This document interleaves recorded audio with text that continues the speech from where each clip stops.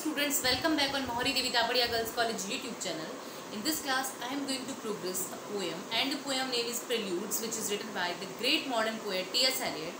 And this is the fourth video on this particular topic, Preludes.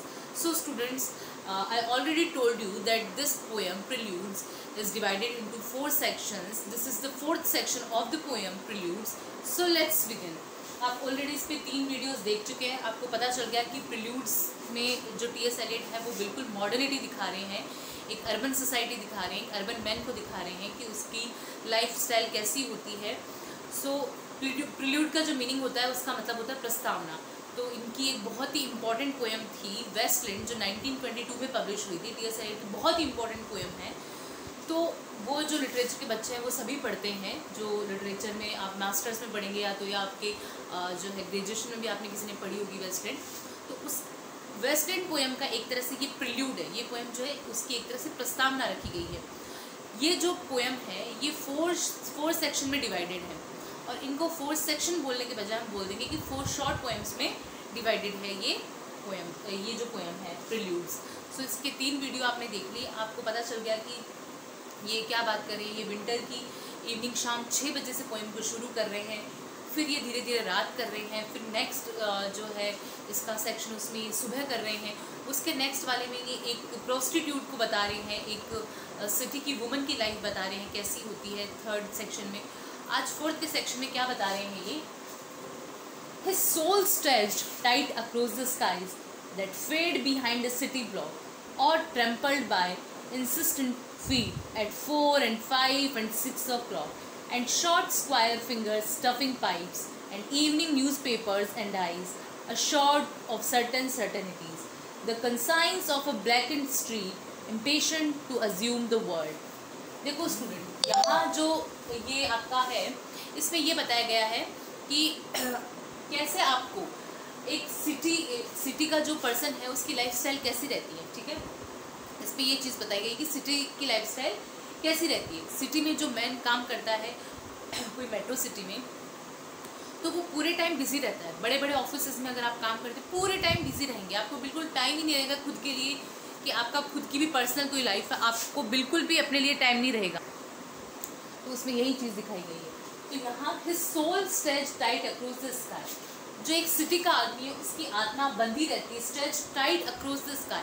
उसकी आत्मा जो है बिल्कुल अक्रॉस द स्काई रहती है. कैसे?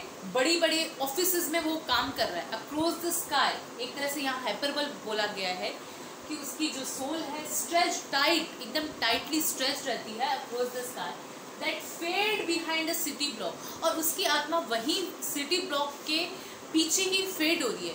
मतलब उसकी रियलिटी कभी सामने आ ही नहीं रही है. वो खुद को, उसकी खुद की कोई पर्सनल लाइफ है ही नहीं. उसकी पूरी लाइफ फेड हो रही है, ख़त्म हो रही है वही सिटी के काम करने में और ऑफिस के काम करने में. क्योंकि ऑफिस का आप सबको पता है कि जो सिटी में लोग रहते हैं उनके ऑफिस का जो टाइमिंग है वो क्या रहता है. सुबह बेचारे 8 बजे जाते हैं, जो शाम को 8-9 बजे तक फ्री होते हैं. उसके बाद उनका पर्सनल लाइफ क्या रह जाती है. वो घर पहुंचते पहुंचते इतना ट्रैफिक होता है रास्ते में, रात को 10-10:30 बज जाते हैं. घर पे खाना खाते हैं. आधी से ज़्यादा तो लोग घर पे खाना भी नहीं खाते हैं, बाहर खाना खा के आते हैं और डायरेक्ट आके सो जाते हैं. और सुबह उठते ही फिर से उनका वही रूटीन रहता है, सेम रूटीन रहता है. तो एग्जैक्टली यहाँ वही बताया गया है कि वो सेम रूटीन लोग जो हैं उनकी लाइफ बिल्कुल फेड होती जा रही है behind the city block. His soul stretched tight across the sky. उनकी जो सोल है, जो सिटी में लोग रहते हैं, टाइट अक्रॉस द स्काईज, वो स्ट्रेच्ड है अक्रॉस द स्काई. मतलब बड़े बड़े ऑफिसेज में रहती है. The fade behind the city block, उनकी लाइफ फेड हो जाती है सिटी ब्लॉक के पीछे. और ट्रेम्पल्ड बाय इंसिस्टिंग फीट, और खुद के पाँव से ही उन्होंने खुद को बांध रखा है. मतलब खुद को उन्होंने बेड़ियाँ अपने पाँव से ही उनकी ट्रेम्पल्ड कर रखा है. खुद के पाँव पे ही बेड़ियाँ बांध रखी. कैसे? बड़े बड़े ऑफिसेज में काम करके खुद के पाँव पे जो है बेड़ियाँ बांध रखी, क्योंकि वहाँ का कोई टाइम फिक्स तो है नहीं, है ना. वो इंतज़ार करते रहते हैं ऑफिस में बैठ के एट 4 and 5 and 6 o'clock. वो वेट करते रहते हैं कब 4 बजेंगे, कब 5 बजेंगे, कभी 6 बजेंगे. तो उनको ये टाइमिंग जो है वो अपना टाइम काउंट करते हैं कि कब इतना बजेगा और कब हम ऑफिस से फ्री होंगे और कब हमें हमारी पर्सनल लाइफ मिलेगी, फ्री लाइफ मिलेगी. और जैसे ही उनको उनकी 6 बज जाते हैं या शाम को जब भी वो फ्री होते हैं 7 बजे 8 बजे, जैसे ही उनको पर्सनल लाइफ मिलती है उसके बाद वो क्या करते हैं. And short square finger stuffing pipes, जैसे ऑफिस से बाहर निकलेंगे अपने फिंगर्स में, मोटी मोटी फिंगर्स में स्टफिंग पाइप्स, किससे भरते हैं अपने पाइप को? टोबैको से। टोबैको से भरने का मतलब है कि वो क्या करते हैं, स्मोक करते हैं, सिगरेट पीते हैं। तो वो क्या कर रहे हैं, जैसे ही ऑफिस से बाहर आ रहे हैं, इतना डिप्रेशन है उन पे, चाहे तो आप मान लो बिकॉज ऑफ बॉस या उनका टाइमिंग शेड्यूल ऐसा है कि उसकी वजह से वो बिल्कुल डिप्रेस्ड रहते हैं। और अपना डिप्रेशन कम करने के लिए वो जैसे ही ऑफिस से बाहर निकलेंगे अपने फिंगर्स में पाइप्स को लेंगे और उसको टोबैको से भर लेंगे, तंबाकू से भर लेंगे और वो स्मोक करेंगे। And evening newspapers and eyes assured of certainties, और इवनिंग न्यूज़पेपर उठाएंगे और वो उनको पता है कि न्यूज़ क्या आनी है, सर्टेनिटीज, जो निश्चित न्यूज़ है, डेली जो न्यूज़ आती है लगभग वैसी ही न्यूज़ डेली आनी है। बट फिर भी एक उनका रूटीन बन गया है कि वो जैसे ही ऑफिस से बाहर निकलें, स्मोक करें, इवनिंग न्यूज़पेपर उठाएं, उसको पढ़ें। तो वो इवनिंग न्यूज़पेपर उठाते हैं और उनको पता है, एंड आइज अश्योर्ड, वो उनकी आइज को पता है, वो एकदम 100% जानते हैं कि सर्टेनिटीज, बिल्कुल निश्चित जो न्यूज़ है वही आनी है, कुछ चेंज नहीं होना। The conscience of a black and street, उसके बाद में जो ब्लैक एंड स्ट्रीट है उसके बारे में बताया गया है। The conscience of black and street, black and street मतलब कोई corrupt street in the sense आप ले सकते हैं गंदी गलियाँ। गंदी गलियों से मतलब है आप ले सकते हैं प्रॉस्टिट्यूट की जो गलियाँ हैं, या फिर जहाँ ड्रिंक होती है, जहाँ जितने भी बुरे काम होते हैं उनको बोला गया है ब्लैक एंड स्ट्रीट। जहाँ भी जितने भी बुरे काम होते हैं उन जगह को एक तरह से ब्लैक एंड स्ट्रीट बोला गया।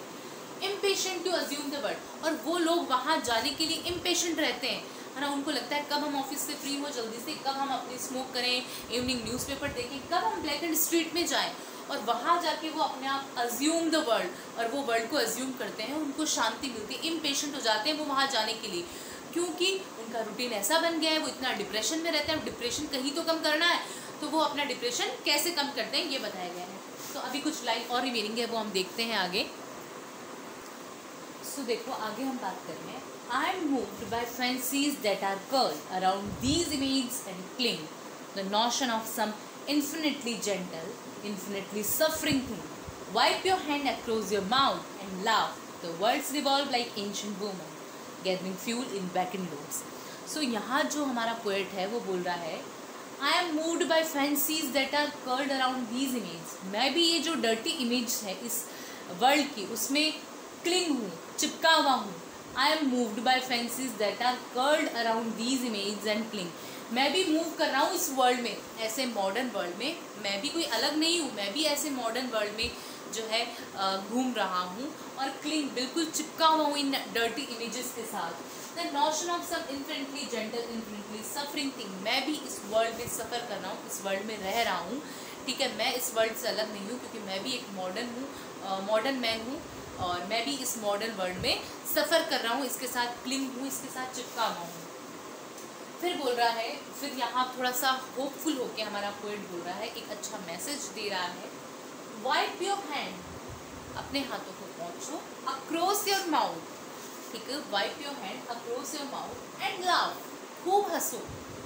The world's revolve like ancient woman, यहाँ कंपेयर कर रहा है वर्ल्ड को एंशिएंट वुमन से, एक ऐसी बूढ़ी औरत, पुराने जमाने की बूढ़ी औरत, gathering fuel in vacant Lord's, जो कहाँ इकट्ठा करिए फ्यूल, धुआं कहाँ इकट्ठा करिए, किसी खुले मैदान में, है ना, किसी खुले लॉन में इकट्ठा करिए। तो वहाँ कभी धुआं इकट्ठा हो सकता है?